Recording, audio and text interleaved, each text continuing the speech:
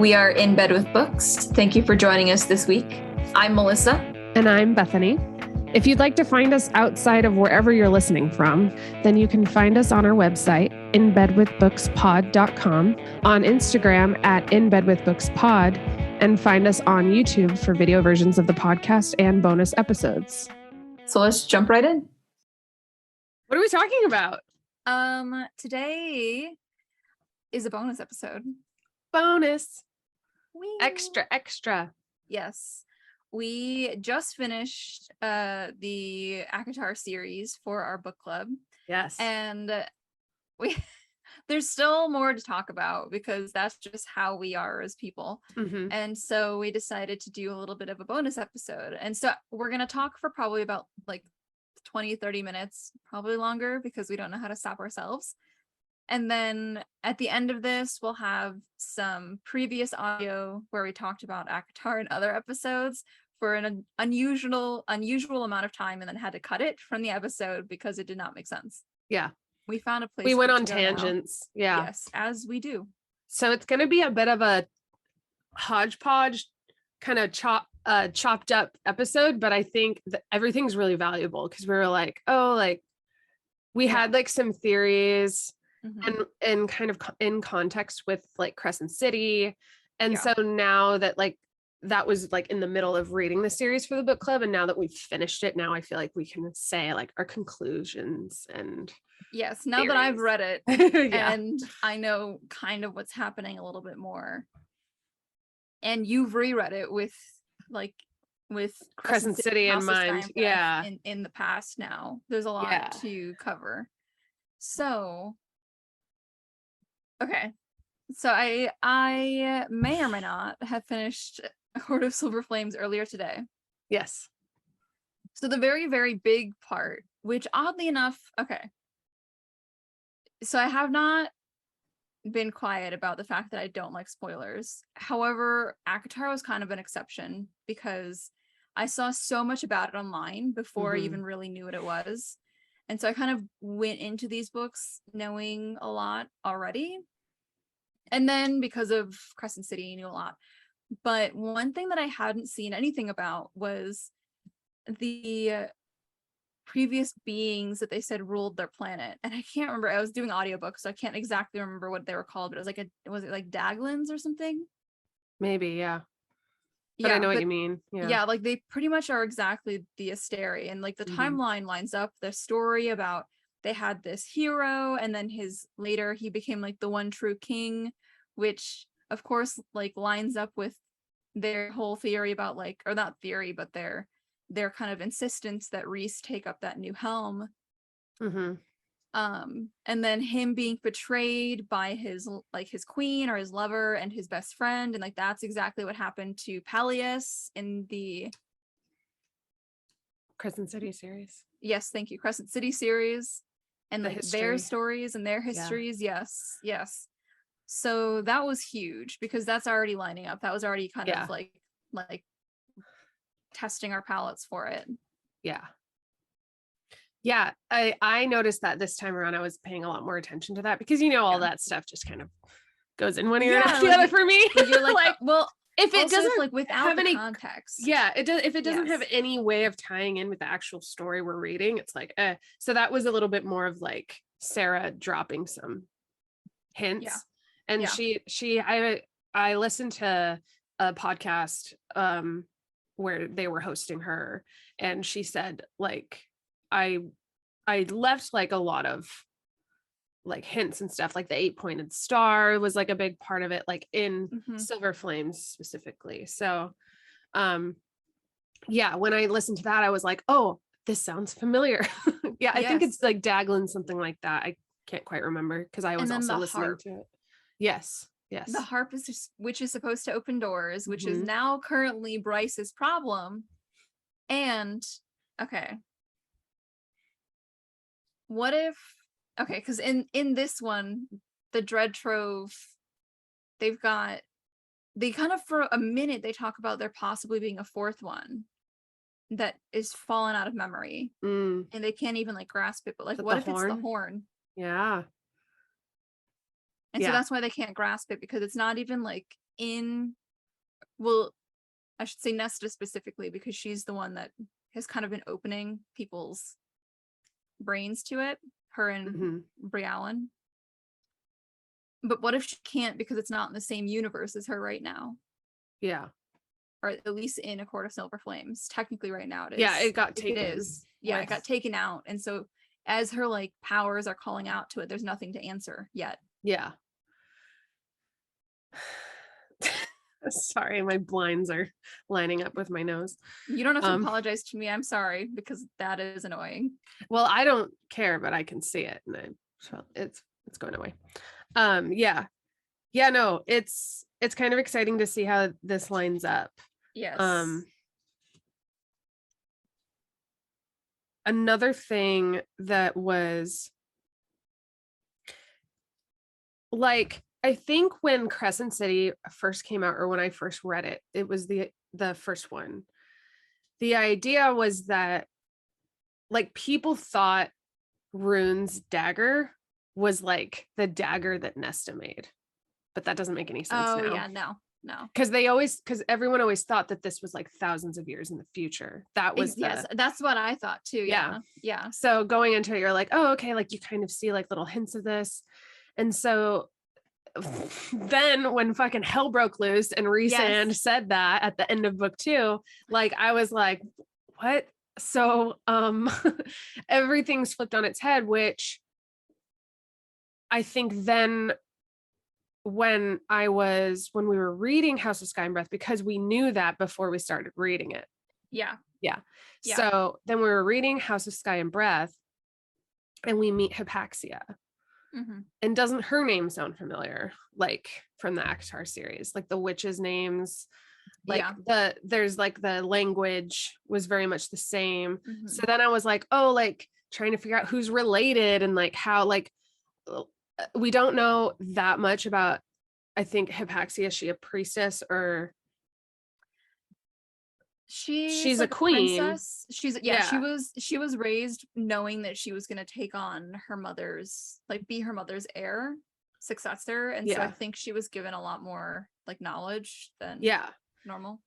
So I think because there was like a lot of, I think she was like a healer, but there was something about where she came from that was specific to like her or her people. And so then I was kind of interested to see, oh, maybe she was like related to, because then there's like Bryaxis and like all of these like X and Y names that I thought like might linguistically like somehow like come together. I think it's a good theory. I also think it's possible that Maas just really likes that. Yeah. Because she also has like Ataraxia, Lanthus with like the Y. Yeah.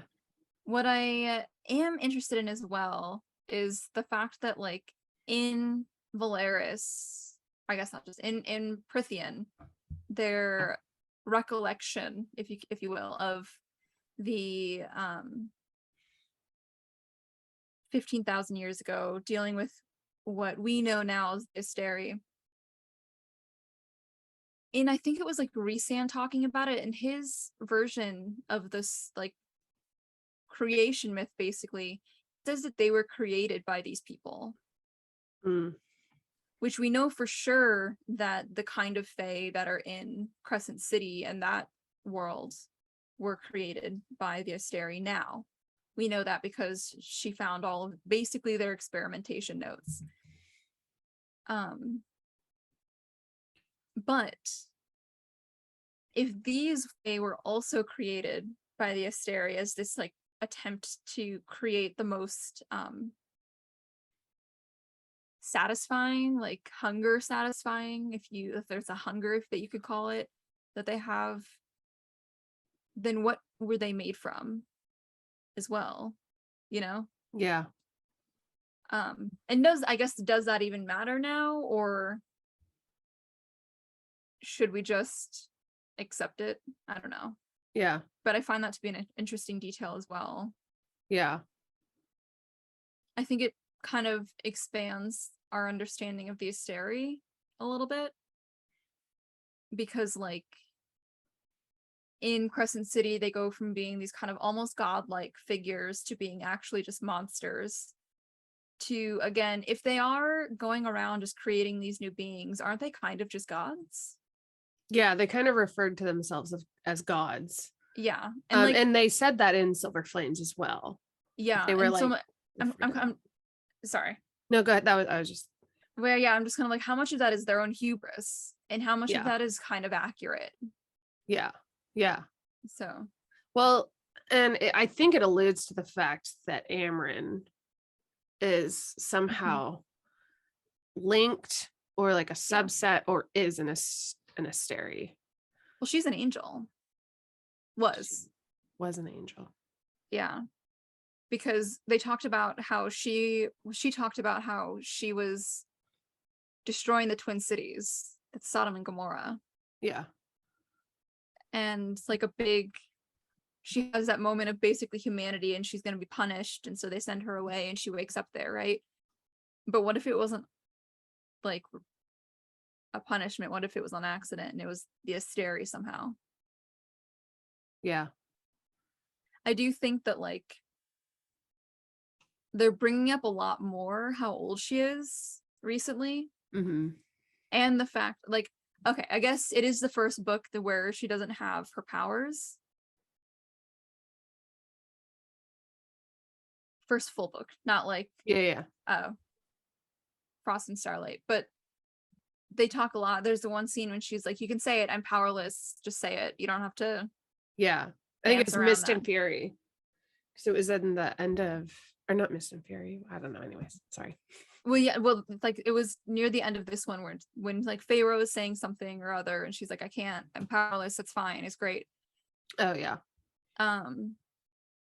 But I do feel like she's gonna play a bigger role.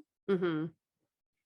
This is just turning into like a not just ACOTAR, but like ACOTAR and House of Sky and Breath. So yeah. As it should be. Because she's kind of her and she's kind of what ties things together, because even Bryce at the end of House of Sky and Breath says she looks like Juniper. Yeah. So then you're already like forced to kind of see Amryn as a link to that world. Yeah. There's like, and no one knows what Juniper is, so yes, not Juniper, Fury, yeah. There's her and Fury, Reese and Rune. Then you've got the knives or the daggers, the connected sword and dagger. Asriel's. Yeah. And then you've got the fact that like Nesta can control the dead trove. Mm-hmm. So now that's like 4 people specifically that like definitely have a link somehow to another Crescent City stuff. Another thing is that something I think I listened to in like a podcast, which was Bryce's power being like blinding was very similar to Day Court. Yeah.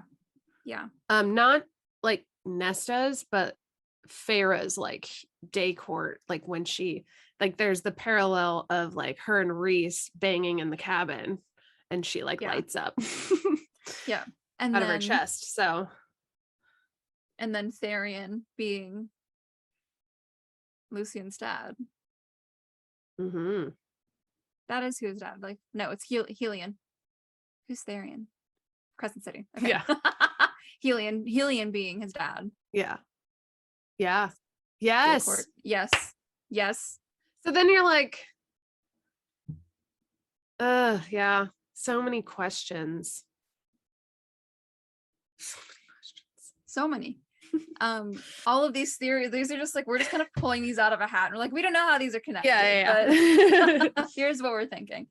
I also did like, unrelated to Crescent City, but there's this part when Gwyn is kind of being a little mysterious and Nesta has this line where she's like, her story will come in time or something like that, which like one, we do hear her story at the very end, but it also does kind of make it seem like she's going to be the next book, her and Azrael. Maybe not the next book, but like she's coming, I guess, because they finished the love arc for Nesta and Cassian this time.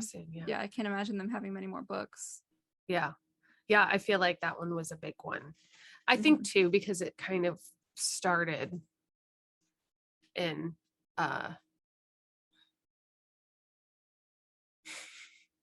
Wings and Ruin, like at the end when they like confess their love. So so it doesn't necessarily start from scratch.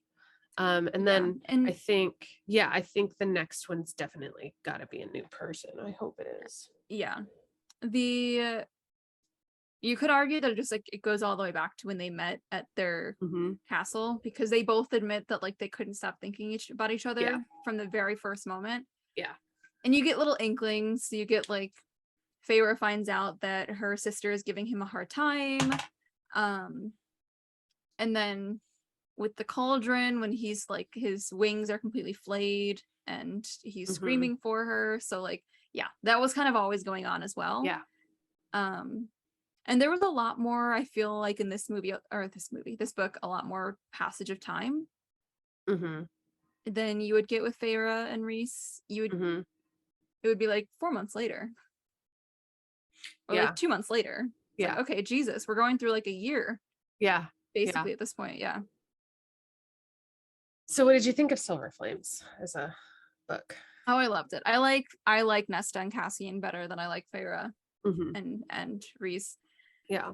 I think Cassian is potentially the perfect man to ever like. You called him a god. Yeah, he fucking is. I stand by that. Yeah. That doesn't need any explanation. Yeah. But sorry, I'm trying to move my mouse. He knows what she's going through. He doesn't like know, but he understands. He's like, I don't know the details of this, but I get why she's acting the way that she is. And so he just has all of this patience. He is aggressively respectful to the women that he's training during their training, like their what eventually becomes their Valkyrie training. He is fantastic in bed. He loves to give. He's a giver. Yeah. I won't say how I mean that. Arguably, he's about equality in the bed. Yes. Yeah, he's a feminist, if you will. For an Illyrian is really huge. Yes. And that's what I actually loved. Sorry, go quick ahead. Detour. At the end of Frost and Starlight, this time reading it, it was the first time I reread the series after reading Silver Flames.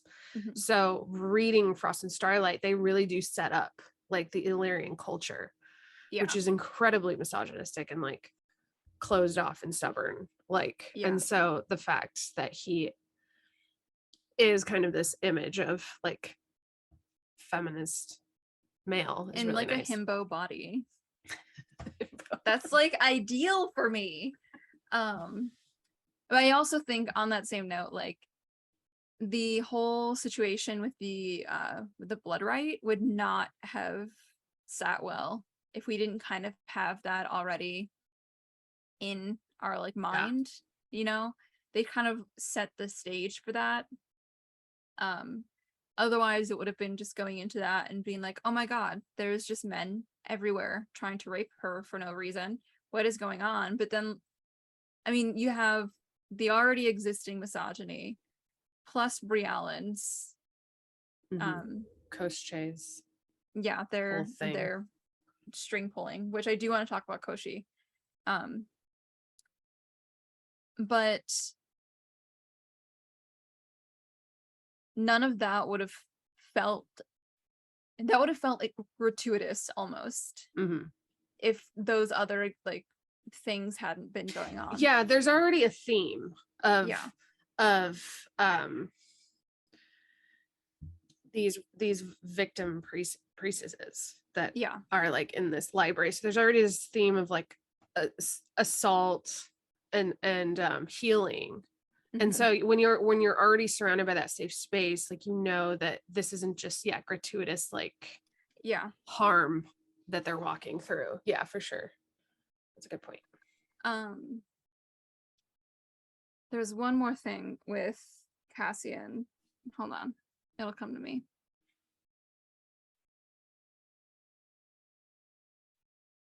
I can't remember. It won't come to me. Maybe later. It will. It will surface.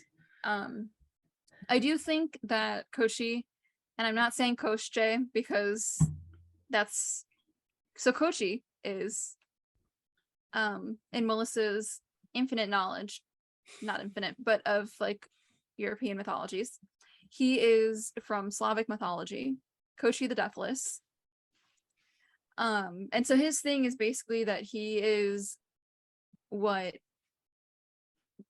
I don't want to say a god because he's not really, so there's not, I should also preface this by saying like there's not as much record of Slavic lore as there is about like Greek, Roman, or like Norse and everything. And so we don't really know how like the how they get kind of categorized. But he is exactly as it sounds. Kochi the Deathless does not die. And so in the story, in like the myth, when he's found, he is found actually chained up as just this like old man, and all the old man is asking for is water. And so the prince or princess, depending on the version of the story that you listen to, is like, I'm not going to unchain him. A little water won't hurt. And so they give him water, and he becomes all powerful again, breaks out of his chains and runs away. And he's a villain in the story, so they have to get him back, and they like go through all the trials and tribulations that they have to. But in the end, they can't kill him. They just have to like chain him back up. And so I am interested to see how she ties some of that back in, because like the bone weaver and not the bone weaver, the weaver, and then the bone. What was it? Bone weaver. Was it really? Well, because like the bone weaver and then his bone sister, carver.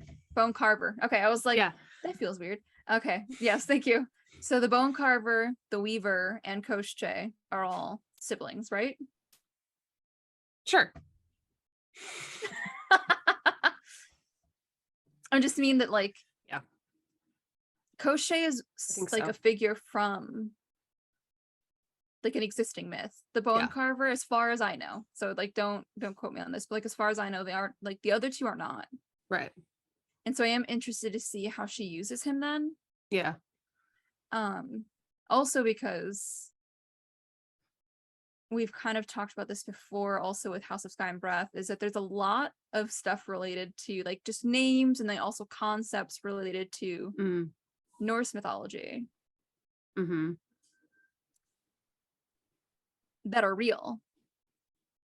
And if Lanthus is old enough to remember the Wild Hunt, which means he's old enough to remember the Asteri being there and being in power, then we can safely assume that Koshche is equally as old, if not far older.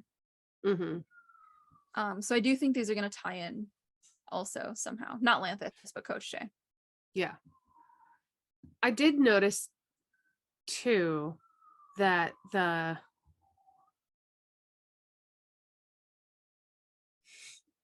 again, I'm really great with names, but the one that was that Lucian was hanging out with, those people, Vasa like and Vasa's the one that turns into a bird at night, like a firebird at night. Firebird, yeah. And I thought that there might have been some parallels with like the Thunderbird. So that is possible, but also in Koshche's story, the way that the prince or princess defeats him is by being, so I guess it's princess, but the way she defeats him is by being helped by birds that turn into husbands. Yeah. So there's already that theme of like human bird shape-shifting kind of, and in that story also it's kind of against their will. It's not like they're natural shapeshifters. It's something that's being forced upon them. So that was another little tidbit that I feel like is relevant somehow. I'll have to look back at the story to see if there's anything like helpful that she might have pulled from it. Like, I don't remember exactly how it ends. Right. So Little Easter eggs. Little Easter eggs. But we've got, like, in House of Sky and Breath, you got Thur, who's supposed to be this kind of translation of Thor, a god of lightning. Another which thing, I was just thinking. I remember hearing Erd. Yes. In Silver Flames. That's the bog, isn't it? Like it was referred to like in passing, I think, between Cassian and Azrael of like Hunt used it, which was like in vain, like you say, God in vain. It was like like a passing thing. They didn't go into any myth or anything, but I thought that was interesting. So I wonder if that's an Illyrian thing. Potentially. Or, because you don't hear anyone else talk about it. And I was just like, I remember hearing that. Yes. And so, and we know at the very least that the Illyrian race goes back all the way to the war with the Asteri because of their story about Menelaus. Sure. Okay. Sounds right. The archway, and he stood for 3 days and held that ground until he finally fell and reached the sacred stone at the top of the mountain. That guy. Ramiel. Yes. I remembered a name. Yay. Okay, so characters, unless you have any more to add. You mean I want to hear about like A Court of Silver Flames other than Cassian. Did you like Nesta more? Yeah. I think I relate to Nesta more. Yeah. Or at least I find her more relatable than Feyre. Mm-hmm. Also, like, Feyre was just kind of good at things, which was really frustrating sometimes. Whereas, like, although the time jumps sometimes were jarring, it also made Nesta's progress with her training and with her rehabilitation a lot more believable. Yeah, like for them to become a Valkyrie. Yes. I was like, if that happened in the timeline under like Feyre's book, I would have just kind of like, okay, just take me to the sex then, that's fine. Well, so what some critiques about the book that I've heard, which is a lot of people didn't like that it kind of wrapped around to Feyre again at the end. But I actually like that because I think Feyre needed that from Nesta. Yeah. I think that was a much bigger moment for Nesta than it was for Feyre. Exactly. It was an opportunity for Nesta to like give back a little bit because she was, she realized how like, shitty of a sister she was. And like, we all have like hated Nesta for these reasons. Mm-hmm. And so it made sense, I felt like, because a lot of people didn't like they just wanted it to be like Nesta's story, which it very much was Nesta's story. Yeah. So that's my argument, is that I think Nesta and Feyre as a relationship needed that that gift to Feyre. Also, like, as I was listening to that part, so much of the art that I've seen of like Feyre giving birth has completely left everybody else other than like Rhys and Madja out of the room.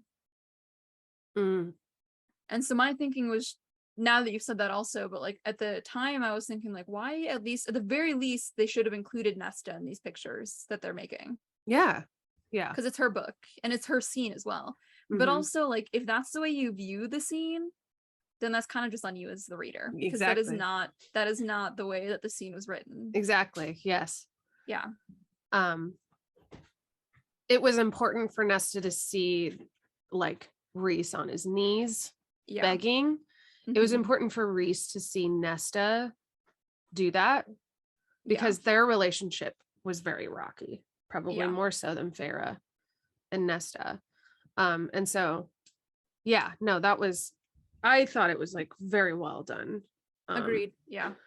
And I was annoyed at first going into it that I was like, oh, they're gonna kind of like end the book on this. Like, okay. Yeah.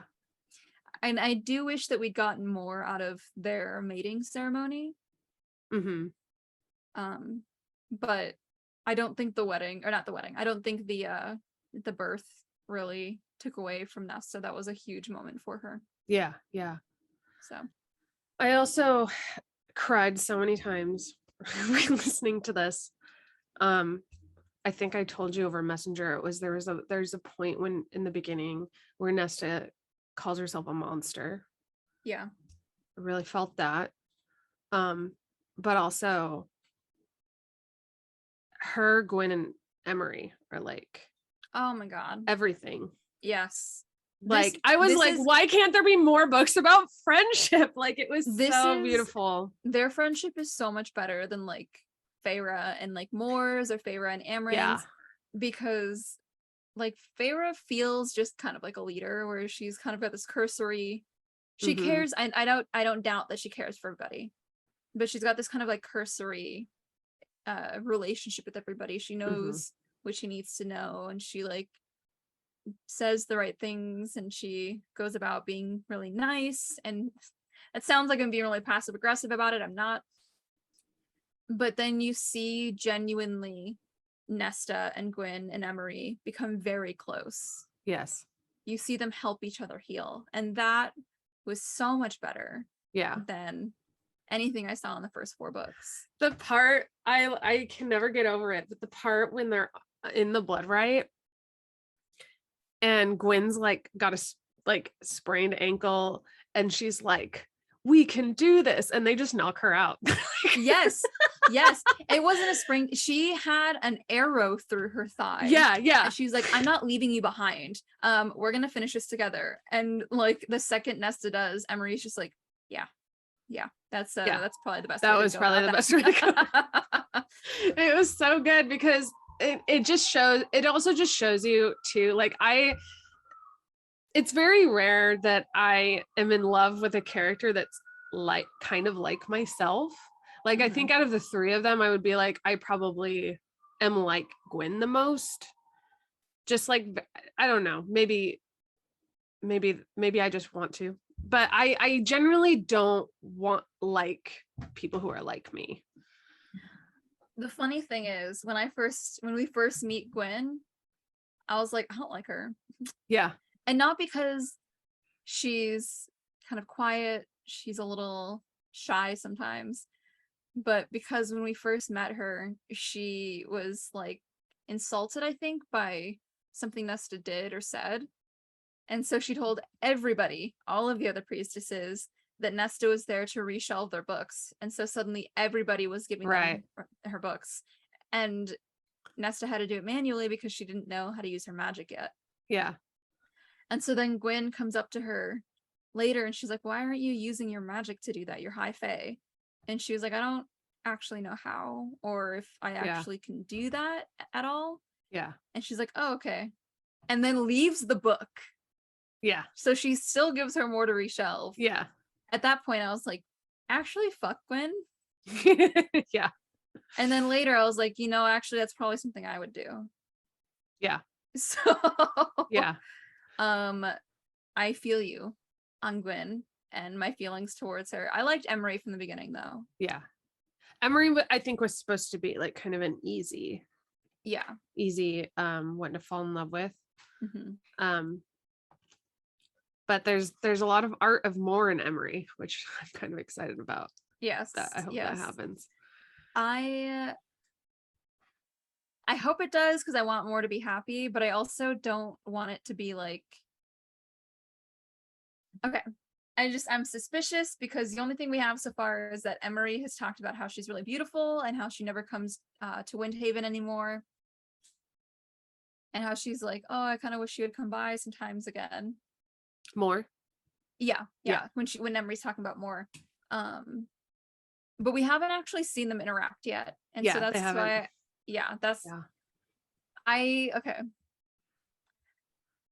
I will say on this day, I ship Elaine and Lucian. Yeah. And I can say that firmly. Yeah.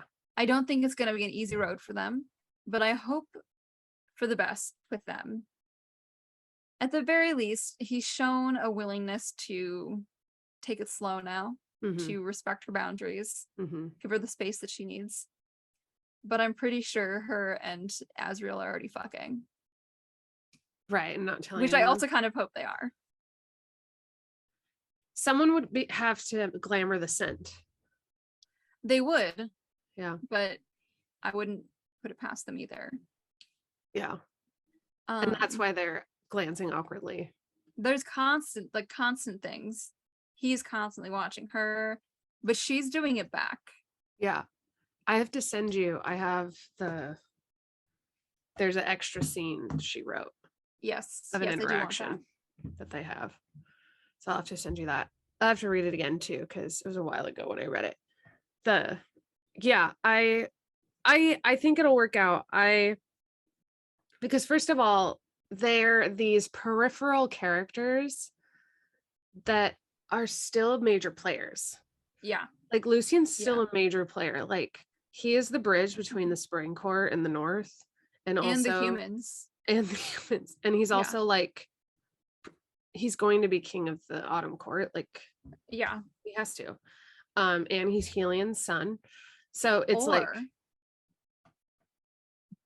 and just hear me out. If he's more involved when it comes to Crescent City stuff, I fully anticipate we'll see characters from both stories permanently crossing the lines into the other worlds. Yeah. And ever since I thought that, I've thought that Lucian would potentially be one of those people. So. Yeah.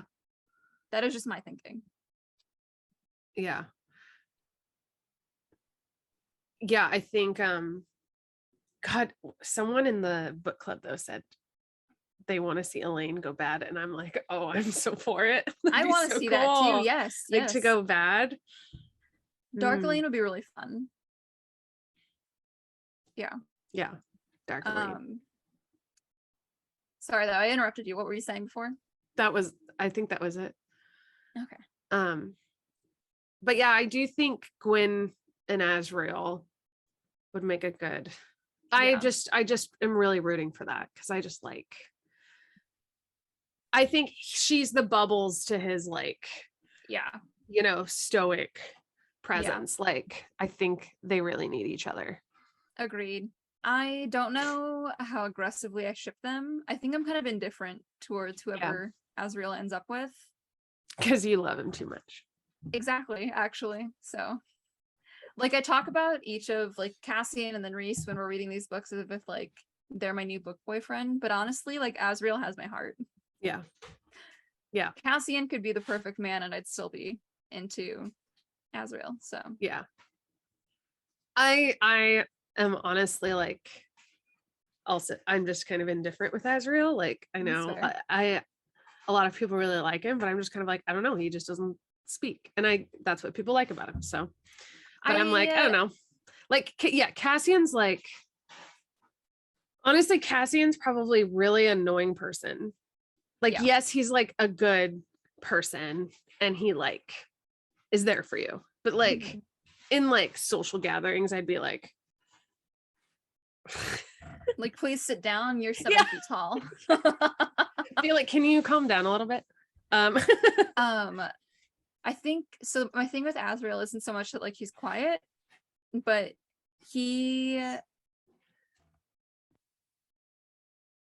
and I shouldn't say I'm not saying as though the other Bat Boys don't do this, but he seems darker. And we know that, I think it was Maas in an interview or something. I feel like that's what you told me, but she's confirmed that he's kinky. Right. So he's got a bit of a darker side, and we just haven't seen that yet. Yeah. So there is definitely that extra level of mystery. Yeah. And he's so protective of people. He's not afraid to be dirty to protect the people that he cares about, which I like. So I'm always about that anti-hero kind of style. So Yeah, definitely. Like, I mean, I think like I like the scenes in this book. You know, I A Court of Silver Flames, like the sex scenes and stuff. Yeah. This is the first really explicit one in the ACOTAR series. I remember messaging you that, like being like reading this and being like, wow, this is like after reading the first 3 books, I was like this is explicit for her. And this is where she's always wanted to go. I actually heard her in an interview talk about how in Throne of Glass, there is a scene where Aelin or whatever, the main character, like loses her virginity. And she wanted to write that she was sore the next morning, but the publishers wouldn't let her, because when that came out, it was much different, like time, like climate for like young adults and like sex scenes. And she was like, but I really wanted to put that because I was sore, like my first time, like, so and so now I think they were kind of talking about how like the industry's changed a lot, and like there's like that moment where new adult kind of was making a emergence. I guess it didn't stick, but and now she's like kind of able to be more explicit. Silver Flames is the first one, because I think this I think this qualifies as new adult. Yeah, it does. Yeah. The Earth and Blood, it was steamy slow burn. Yes. But you're not getting like, I mean, I guess we're always getting the apex between the thighs or whatever it is. Yeah. But it's, you're not going down on someone really in that much detail, right? Like I felt like she really she really let herself like indulge in the scene. Like the sex scenes were like, some of them were pretty long. I guess Sky and Breath, that it got a little bit more explicit because they were actually having sex. But yeah, I think so. That was one of the things about like Silver Flames. I wouldn't say so much that it was like less explicit, so much as it was like much more immediately explicit. And because they were waiting for it, yeah, they both were like, we jumped into basically like book 3 of their love story. Yeah and they're both very sexual people, so it made sense. Yeah, for sure. And like one thing that actually surprised me about this one, even though they have so like we read about so much sex, is that they're having so much more sex. And one thing we've talked about in the past when you have like romance stuff like this is that like the second that they start having sex is when you stop hearing about it quite as much. Or when like it becomes official, when they're officially together is when you stop hearing. Like we hear about almost every time Rhys and Feyre have sex before they get married. And then there's a few times that are implied, and there's a few actual times. But this time, from the beginning, when it was just sex, we would get a sex scene, we'd hear about one. We'd get a sex scene, we would hear about one. They'd think about one. Like, we weren't actually experiencing every single time, which was surprising. I think that made it more subtly an explicit book. Yes. Yeah, I agree. And I think I've said this before, but I really love the way that she uses like the working out the next day. Yeah. And then like she'll start a chapter and it'll be like the next morning when they're like training. And then she'll be like remembering last night. So we're not like, it's not happening kind of in real time, but like you'll hear about like the details of it. And then it will like keep like the sexual tension, sustain that really well, like during the training and stuff, which I really like. Yes, especially because she's got her 2 best friends there who she can talk about it with, and because her Tawny. Yes, because they're all Fae, they can all hear it, and then he can smirk at her from across the workout. Yes. Okay, shall we cast? I was gonna say, I don't know many more characters that I think I could talk about. There's not really anyone else that important. So yes, Yeah. cast. Off the top of my head, I stand by what I said in the group chat in the Discord, which is that Florence Pugh would be a really great Feyre. Since we're getting the show, I don't know, like I'm not saying that she has to be Feyre or I'm not going to watch the show. I think she'd just be a good Feyre. Yeah. What's her last name? Pugh. P-U-G-H. She was the one from Little Women. Okay. Yeah. She's pretty. Yeah. She's got that cute little button nose. Mm-hmm. Nesta, however, is so hard to because you need this really stern look. This really like unapproachable look. Very cold. Yes. And I still don't know. Yeah. And almost like numb. Yes. Like she's not even looking at you. Yes. At the beginning. You need somebody who can somehow make that same face and make you think that she's about to kill you. Yeah. Yeah, with words. Yeah. I feel like Jamie Dornan could be Asriel. Yes. We've talked about that. I think we landed on that. Yeah. Okay, yeah, because he's like Asriel's supposed to be like absurdly beautiful. He's supposed to be the pretty boy in the group. Also,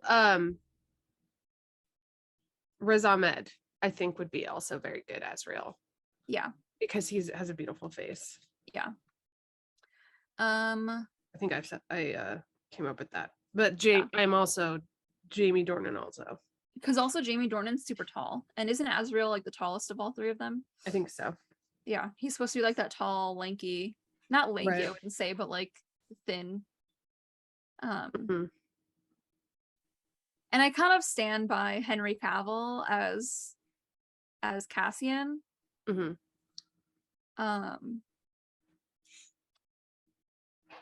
You just want to see him having sex.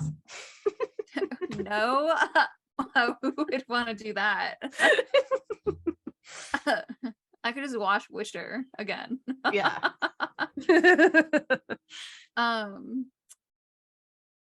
Okay. Elaine would have to be somebody kind of like mousy, but in a good way.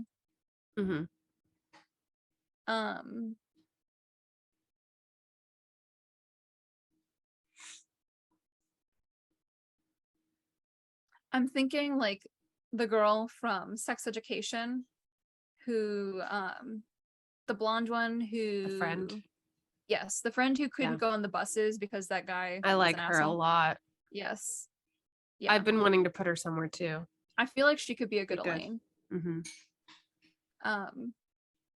Especially because she has those like doe eyes. Could you imagine like her playing Elaine in Wings and Ruin when like she's just broken? Oh, that'd be good. That would be so good. Another good one would be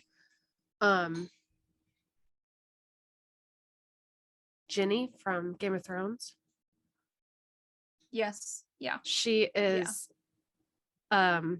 she kind of plays the same character, but she got her fame from Skins.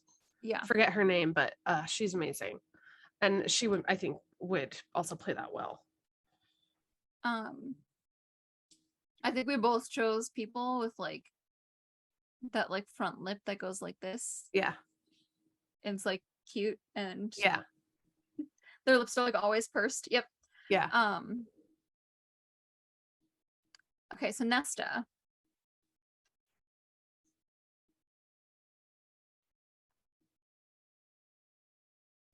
I mean, I think you'd said you didn't really know. Yeah. I can't really decide either. Mostly because like I don't know, like Nesta's important to me. Nesta's like next to my heart.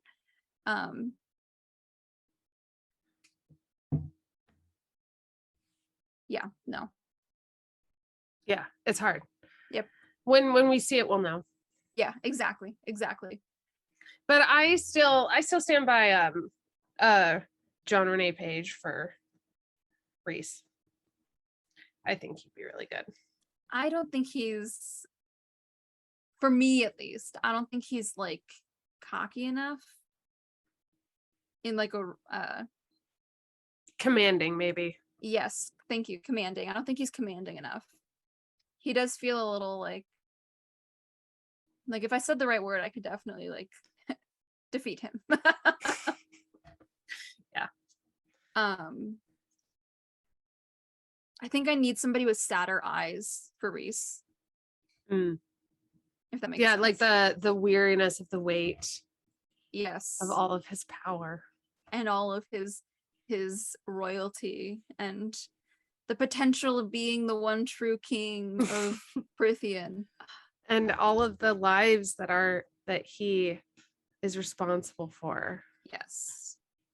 And the pain of losing his mother and sister and Tamlin's mother and sister, and I don't know, however that went. Yeah. I don't remember Tamlin's side. Okay, here's another thing. I don't think that Tamlin needs to have a redemption. However, I wouldn't say no. I don't want him to be a martyr. Like, I don't want it to be like he sacrifices himself and then in the very end, at the like when they're talking about succeeding, they're like, and this drink goes out to Tamlin, the one true hero, blah blah. Like, that would be bullshit. But if we were to see him start to recover, I'd be cool with that. Like making amends. Yeah. Having real change. Yes.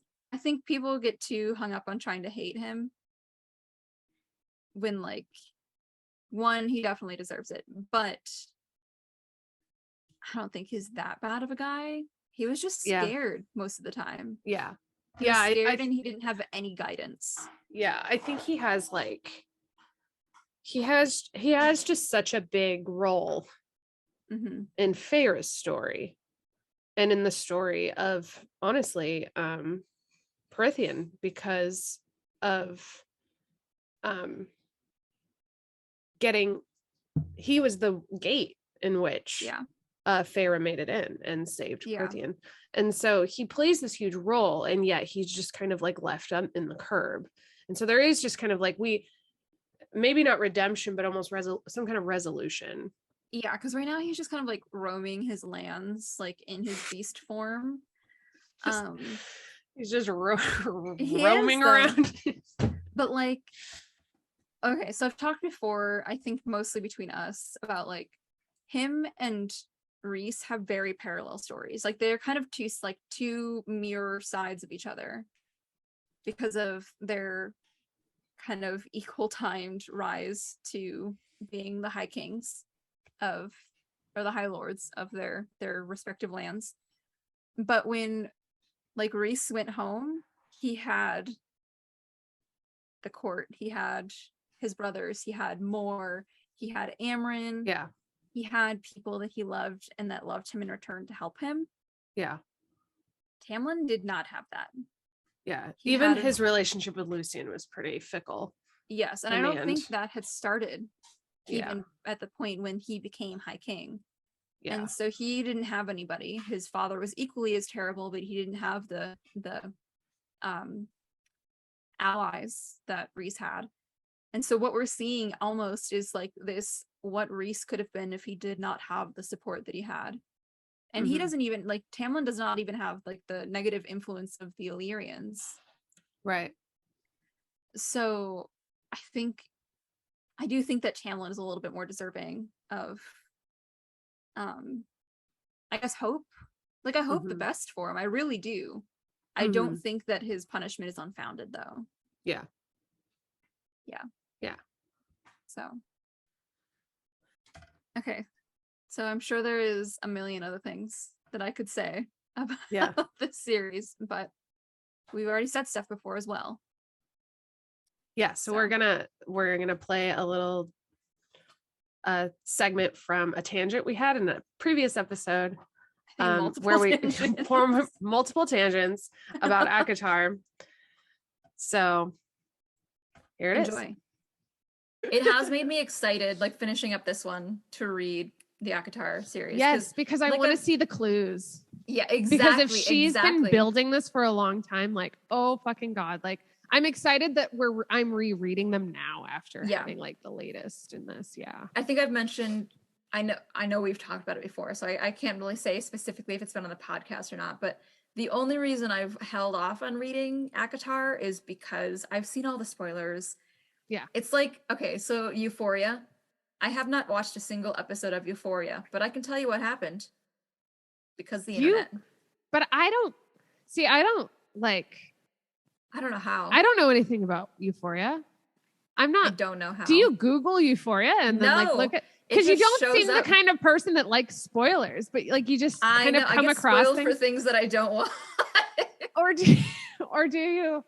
Because what I've now learned is that your mom loves spoilers. Yes. So part of me wonders if you are actually really, you're kind of looking for them, but don't want them. No.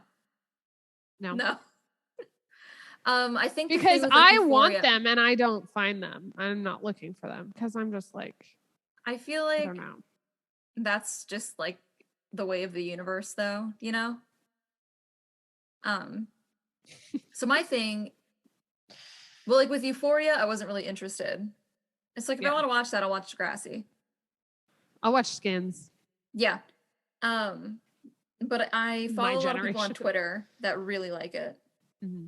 And so they'll tweet about it a lot. And then they'll you're on Twitter. That's why. yeah, exactly. Yeah. Twitter is no filter. Yeah. Twitter has like it has an explosive algorithm. Yes. Like you can't avoid it. That's not where I find book spoilers. So I find book spoilers all on Instagram. Yeah.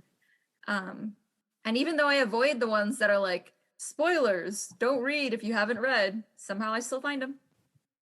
So with ACOTAR though, it's because I didn't get back into reading until like the last few years, right?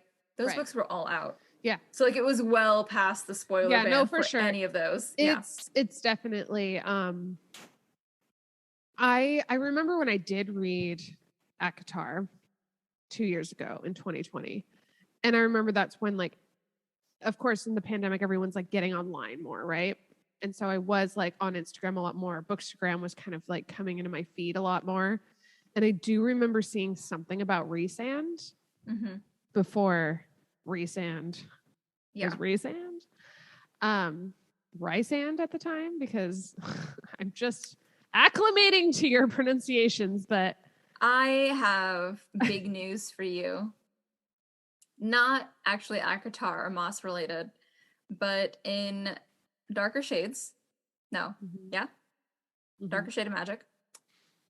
I went on because I knew that she was going to be releasing more books. And so I was like looking at her website to see what the update was on those. It's going to be a whole new trilogy, by the way, which is exciting. Yes.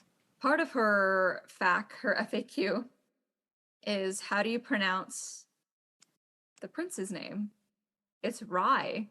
Is it really? She pronounces that Rye. I can say that Rhysand, as far as I know, it's Reese, because like that's an actual name that's that we like have a name out here. Yeah. But yeah, that one's Rye. So my quirkiness is paying off of just like this one time it Rye. did. Yes, this one time. Yeah, so I just wanted to give you that. I'll give you that, yeah. You give me back my valor, yes. Yes, I will give you back your short Y. Yeah. Okay. Yeah, Reese. I feel like I was able to read it fast enough before I got the spoilers. That's fair, yeah. And so I would be absolutely surprised if you didn't know anything. Yeah. At this point, having so that's not the thing read is like it, I did have that point where like at first I didn't really know what I was like being spoiled for with. Yeah.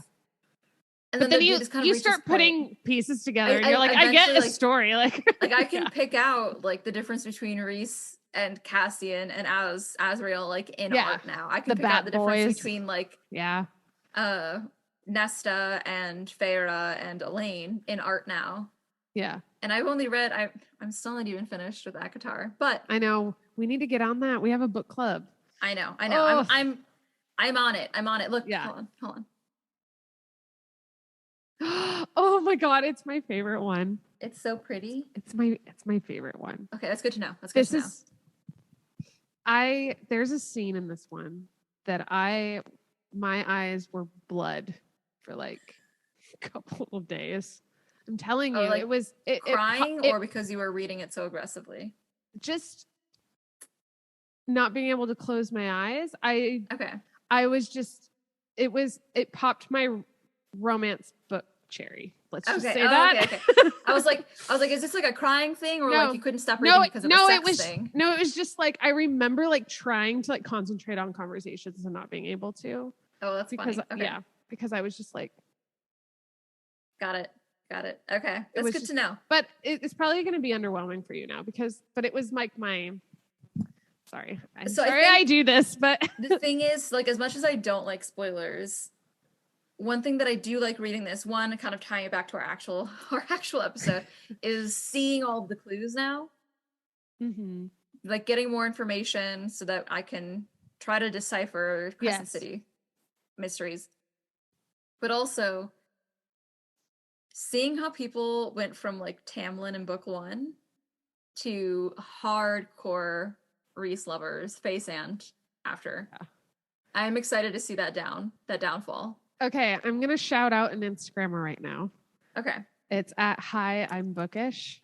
And she just recently, like, peace girl, because she just recently like listened to the ACOTAR series, like reread it, but and she did like a story where it was like spoilers. She's just gonna like go through, and I was reading all of them, and I was like, and she's like, her reactions are so good. She's just like, she's like, everyone hates Tamlin, but like, she's like, I forgot he like bit her neck. Like, yes, like I was like, I don't really hate Tamlin yet. I'm gonna be honest. Exactly. Like, and then she goes, I miss Evil Reese, and I'm like, thank you, because he gets kind of like, people put this like, he's just like husband material because they're like been together for so many books, and then he just like loses his edge. But like the first interaction we have with him, the second interaction, which I don't think you've gotten to yet unless you've read more. Okay. The second reaction when he like goes into her brain. Yes. He's like really intense and evil. Also, and I haven't reread that yet. I haven't gotten there in the second reading, and I'm so excited to read it. But the 1.5 version of us meeting, like in our introduction to him, is when he pranks them by cutting off someone's head and just like putting it in their fountain. I don't remember that.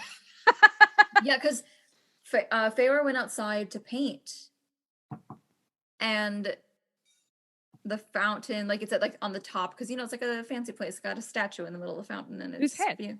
Is it just somebody outside of the spring court because they didn't have a mask?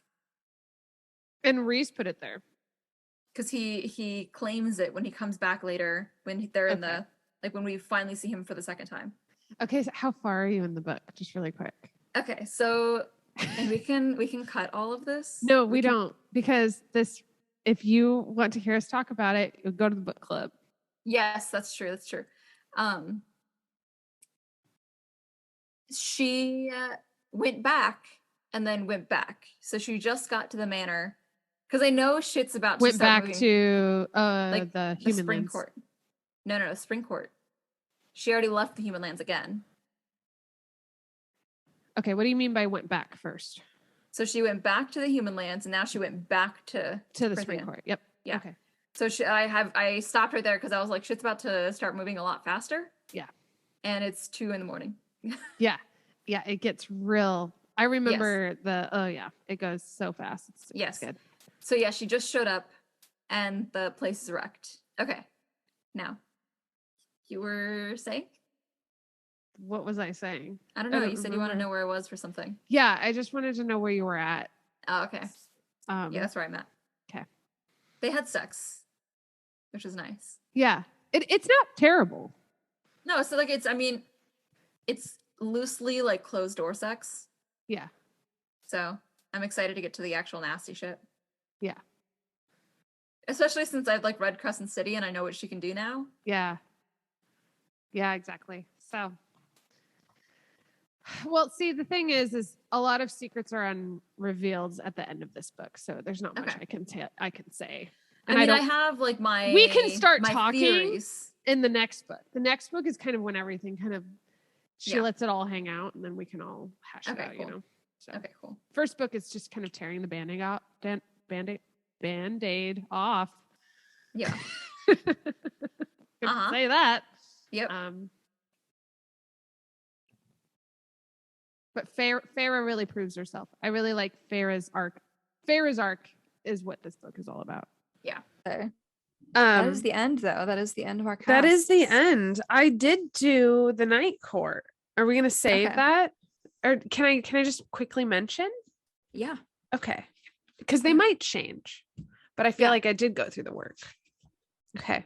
So Reese is actually Bridgerton season 1. Renee Page. I did not. Because he has the command and he has the sensuality that I'm looking for in Reese. Because I had him as Kieran as well. And then I was like, I don't know, Kieran's more this. And then I was like, you know what? And then Farah is still on the table, cannot decide.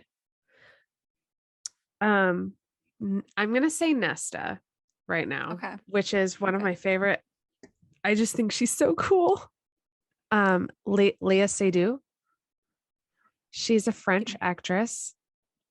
She actually plays in a video game. Milo was playing. I was like, that's Leah Seydoux. Lea. Oh, yes. Her last name is, she played in one of my favorite movies, which is Farewell, My Queen. She plays a maid in the Palace of Versailles as a handmaid to, what's her face? Queen Antoinette, played by Diane Kruger. Yes. And such a great movie. I wrote one of my essays in grad school on it. So nice. And didn't get a great grade, but that's fine. Did any of us really? And if you did, fuck you. If you did, that's great. Yeah, that's great for you. Oh my god, but I just love her. And I even thought, because she has kind of this like fuck you energy, but also being like very like I know myself energy that I like. Okay. The other ones aren't that important. I was trying to figure out where to put Jamie Dornan. And I kind of wanted him as Azrael. Yeah. I was like, I think he'd fit because he can be really quiet. And I like that. He's played creeps more than once. Yeah. Not creeps. Sexy like Azrael's creeps. Not a creep. Sexy. Exactly. Sexy creeps, like, which aren't as creepy as creeps are. The guy from 50 Shades. Yeah. Which, according to rumor, and I think it's technically just canon because I think Sarah J. Maas is actually the one who said it. But Azrael's supposed to be like kinky. Oh yeah. It's alluded, yeah. Yeah. So so Jamie Dornan as Azrael. Mm-hmm. Yes. Yeah. I wanted, so again, this has already kind of been going around my brain sphere. Bradley James, he was in Merlin. He played King Arthur, Prince Arthur, and then King Arthur. And I think he'd be good as Castile. Because he's another one. Castile or Cassian? Cassian, sorry. What's his name? Bradley James. He's got like the big chest. He's a big guy. Even when he was like playing a prince, you know, when guys like midsections are so muscly that they look like they've got fat, but really it's just muscle. Yeah. Yes. Hard yes. Okay, so hear me out for Cass. Or are you done? Sorry. Cassian. Yeah, no. That's just one that's been up in my my brain. Okay, so Hear me out for Cassian. Okay, I just literally just typed Cassian and IMDb. Nope, that's not how it works, Bethany. Yes. Um, Not yet. Manu Bennett. Manu Bennett. It just sounds French to me. He's also in Spartacus. He plays one of the side characters, and he's just exactly what Cassian is as a character in the show Spartacus. He plays Crixus. He's supposed to be just like all like, he's supposed to be like the muscle. He's very much when I think of Cassian, you have those like passionate men. Yes. So he in the show Spartacus, he falls in love with not Niobe, that's Rome. I'm getting my 2010s series mixed up. Understandable. It starts with an N, but there's this girl he's really into and they fall in love, right? And he just gets so intense about it. Yeah, that's him. He just that's the only way he can express himself is like physically. And that's how I feel like with Cassian. Like when he's like angry, like he has to like do something. Fuck it out. Yeah. So Manu Bennett. That is Cassian. That is Cassian. Could play Nesta, and this is not my final answer. So if we talk about this again later, it is subject to change. Yes, is Natalie Dormer. Okay. Yes. And because I feel like she's always got the smirk, and when she doesn't have the smirk, though, it's mean looking. Yes, in this very hot way. Yes, you can tell that she does this. Yes. You can tell she does herself. The smirk to make sure that she doesn't come off quite as like resting bitch face. Yes. But I think she really could nail that. Okay, so I literally have like power. Yes. I literally have Natalie Dormer crossed off next to Nesta. Like she was on my list. And I'm reconsidering a lot of things. I'm always flipping between people. Yeah. Leah Seydoux could honestly be Feyre. I think she could also be Elaine. She could be Elaine. I think because I need more from Elaine before I can cast her. I'm so upset. I think with how much I don't know who Elaine is. Like I am just like so. We know enough about Elaine that I feel like plenty of people could easily play her. Whereas like Feyre, I need more from the actors. Yeah, if that makes sense. Yeah. I actually had Natalie Dormer. I got really excited when I found Leia Studio, and I was like, oh, I need to put her somewhere, Yeah. That I moved Natalie Dormer to Moore. As Moore. Yes.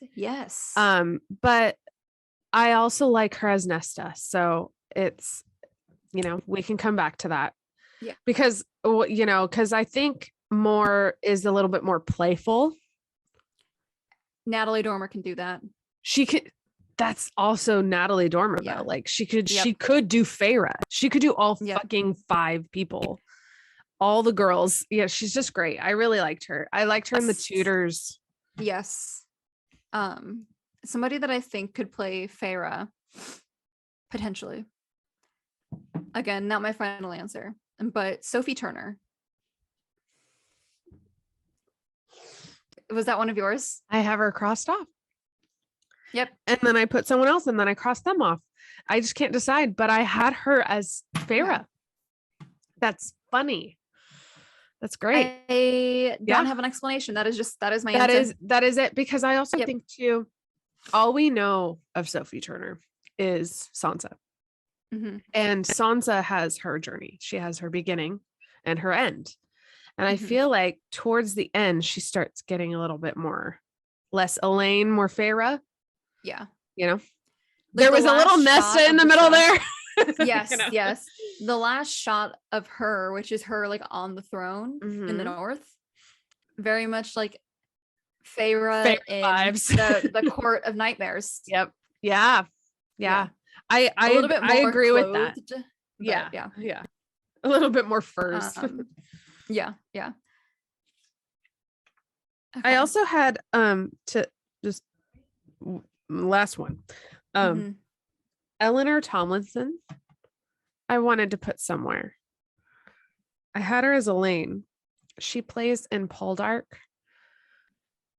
one of my British shows that I watch. I just like her. Yes, I pretty. support that. I also had some names floating around in case they felt right. Dakota Johnson and Jessica Brown Finlay. I just didn't have anywhere to put them. Not that like they're just like strong actresses that I thought if something Dakota kind of Johnson, came up, and I know Jessica Brown Finlay, I do not.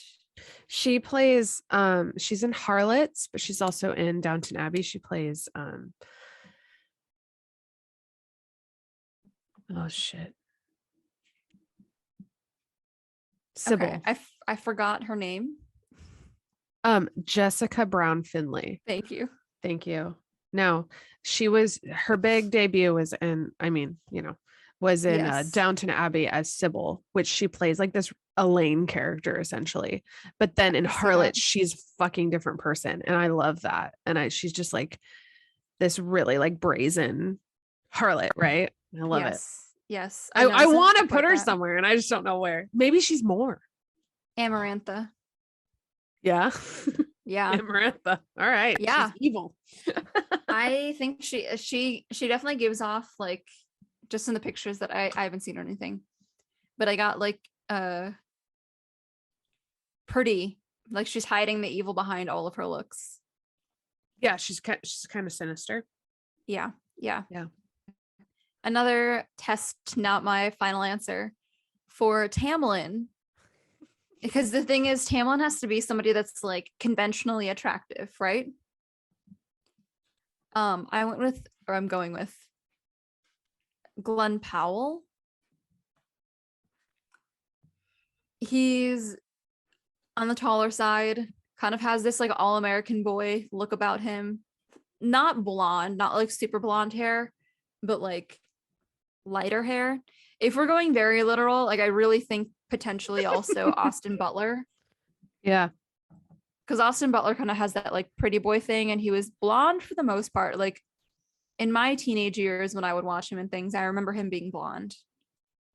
Okay. You know what? Who I was thinking for Tamlin? Actually, Who? Henry Cavill. Really? Yeah, because I don't see Tamlin being that big. I do. He's supposed to be pretty big. He's supposed to be like that's no. Everyone thinks he's like just like. Sorry. I know. He's physically supposed to be like I see an animal. I don't see him as tall. I see him as just kind of like just just all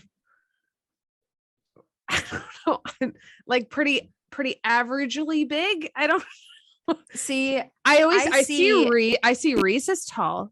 I see Cassian as tall and big, and I see like Azrael as kind of lean, like a string bean, lean but like muscle, big, not as big as Cass, but not as tall as Reese. Tamlin I see as just being like very much like what am I trying to say? He's kind of more of a brute, big, beastly. Yeah, he's supposed to be like beastie. I've always thought of like there's too many parallels between him and Rhysand. Really? And yeah, because I mean they have similar origin stories in terms of like their ascension to power.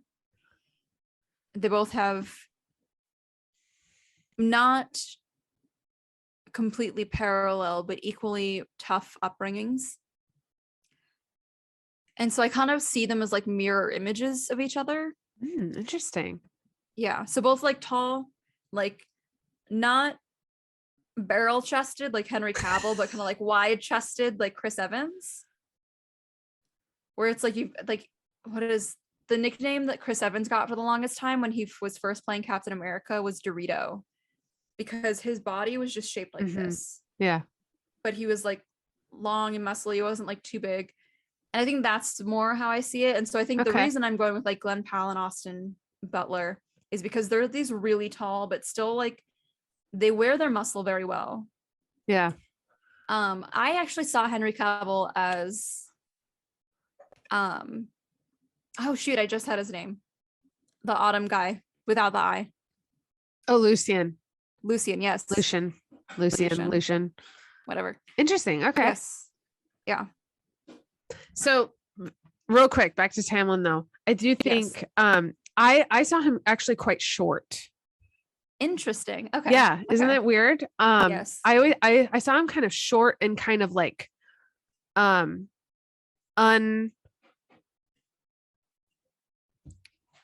words escape me. He's kind of close to the kind of like Danny DeVito. Not gorilla-y, but like just someone beastly. Like I think of him as like kind of prowly. Like so he's I see this like stark difference between his beast and his normal. I mean, I just kind of see, I mean, he'll try to like prop himself up, but it's not very tall. I feel like he's just kind of shorter, but he's more like stocky, wide. Yeah, stocky. That's what I'm trying to say. Kind of something like that. Yeah. But I think that's more of a characterization, right? Like I feel like when you read, you kind of create physical. You read what the author says. You just kind of make your own. You're like, nope, he has this. Yeah, exactly. And I'm sorry I'm eating, but these are vodka soaked strawberries now. So technically taking another drink. It's just Bodhi. Exactly. Yeah. Yeah. So that is, let's see here. Kristen Stewart could do Elaine. Yeah. Yeah. Yeah. Okay. So I have hopes. This is the thing, as I need more information about Elaine at this point. It's so frustrating because I'm like, is she just going to be a sweet person, or does she have like depth? Because if like, I'm excited if Kristen Stewart were to play her, I'm excited to see where that goes. Yeah. You know? But like, you can be sweet and have if it's depth, Lily but I James, feel like Elaine doesn't. If it's Lily James, I'm not, you know, like Mm-hmm. if it's just like, if we're just going to play this like sweet, but I don't think there is. And as we're reading it, because I've been listening to Frost and Starlight, Elaine is chronically we don't get any of her point of view at all.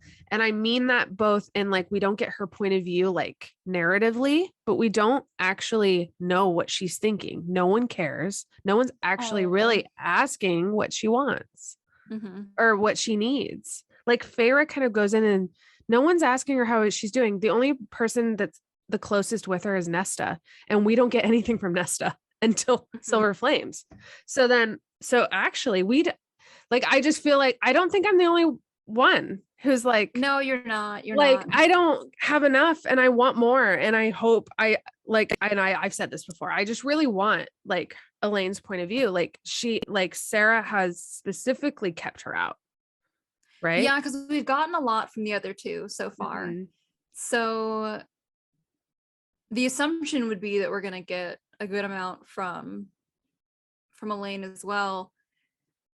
But I think even in the early books, and I think we said this, or at least I said this during book club, is you still got a little bit out of Nesta. And I don't know how much of that was writing Nesta's character came a little bit naturally as well, and it just kind of was the natural progression, or if she planned on making Nesta's story kind of the next story. And so that was feeding us a little bit in preparation. Yes. So because I can't really answer that question, I just have to have hopes that maybe Nesta just came naturally and she didn't know. And it's not that we're not going to get anything from Elaine going forward. Right. You know? Yeah. Like I was kind of thinking about this literally today of how I think she's intentionally not giving us a lot from Elaine. Yeah. Because she's been paying more attention to Nesta and getting that like prepped. And plus, now, yeah. Well, I was just going to say, like, the conflict between her and Lucian takes place so early in the series. Yeah. That if we were going to get like, and it that lingers. is what we're, yes, that's the thing is like, it doesn't how like are you going to resolve. give us her story if you resolve that without her point? You know what I mean? Like if they were to have already resolved that, then there wouldn't really be a point for her story. Yeah. She's set up as like a side character that doesn't have a lot of depth. Yeah. And you can't keep that for very long. Yes. So either you need to like, we need to go in or get off the pot. You know what I mean? Maybe it's just play like a bigger role in Crescent City. Maybe. Yes. So she is, I don't know how far you are. Just say it. She's a seeker. Yes. Yeah. That was something that was spoiled for me already. Okay. So she's a seeker, whatever the fuck that means. She like sees things. So and they got powers from the cauldron. Yeah. We'll see with Nesta and then also with Elaine. And they have these certain powers, which we actually get more from Elaine than we do Nesta before Silver Flames. Like we know what Elaine, like she's a seer. No one fucking knows what Nesta is until like Silver Flames. And so we're given that little seed until the next time we get to talk to Elaine. So hopefully it's like, yeah, she seems like she's going to be more of a oracle type. And it would make sense then if her purpose is more tied to that plot, you know? Just musings. It would make sense actually. Now that we're all pooling together with our Crescent City fellows. Yeah, because then she'll have a plot to actually play out. Yeah. And she's got a mate who's related to the Autumn Court. Yeah. Just like Bryce. Yeah. And her father. Yeah. And her brother, kind of. Yeah. I mean, these are like random connections that at some point I'm sure are going to mean something. Whether it's like magical meaning or just like plot narrative pushing forward. Yeah. So that's our ACOTAR detour. Yes. Yeah. Which we are meeting this weekend when this comes out. This comes out Monday. Yes. And we are actually, after this I know you were nervous because we originally were going to meet this Saturday, but I think we're going to meet next Saturday. The 21st of May. And we're going to talk about A Court of Frost and Starlight, which I think is an important wrap on the first. I think Sarah deliberately like wrapped the Feyre Rhysand story, and then she continues on with new point of views, and then we start with Silver Flames, which I think is the beginning of a new era. Well, yeah, isn't like Throne of Glass, that series, like several books long? Yeah, so it makes pretty sense long that series. She's just using this then as the kind of gateway into this second string. And spoilers real quick, but I did listen to a podcast episode with Sarah, and she talked about how there's actually a scene in Throne of Glass, which I haven't read yet, where Rhys shows up. Really? I think. Yeah. So she likes to do these crossovers, which I didn't know until, it became clear that Crescent City 2 was going to do that. So she likes it. It didn't cross over a lot, but I think Rhys just like makes a minor appearance there. So it's kind of exciting to see her like get like closer to that and like really overlap. I don't know if I can wait until the next book comes out. Isn't the next Crescent City supposed to be first before the next? Yeah, that's what you said last time. I'm excited. because she has so more to stressful. do. It is stressful, but she said she left a lot of like Easter eggs and silver flames for her, Okay, so once like we read that, crossover. then So we'll read that with the knowledge that we have. yes, Things about like an 8-pointed star, things like that is supposed to be Mhm. important, which I've already picked up some stuff from the recent reads, but we'll get into that. Yeah. Well, I hope you enjoyed this wrap up of like the ACOTAR series. Because we did it for a book club, we just felt like we were talking so much about it in the actual podcast episodes that we felt like we needed to spend some time to like really get all of our theories down. yes, like we did. kind of condense them a bit. Yeah. Yeah, we hope you enjoyed. Yeah, And bonus. Yeah, this is a bonus episode, so we just finished the book, So we were like, you. We kind of have to do this. We don't know how else to do this anymore, unfortunately. Yeah. Also, because this ties into A House of Sky and Breath, we knew that we needed to get this on for posterity purposes. Yes. So we have something to reference when this eventually all comes out, and all of our theories are proven wrong. Yes. Well, and you can right now go and listen to like we cover House of Earth and Blood and House of Sky and Breath.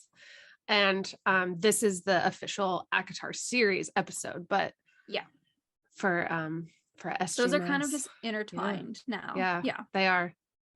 If you haven't read that, we won't go into detail, but we did. But we did. Yeah, we did. So if you haven't read it, we're sorry. Yeah. But your loss. But you should still read the books. Yeah, definitely. Okay. All right. Until next season, season 4. Yep. Happy reading. Happy reading. Bye. Bye.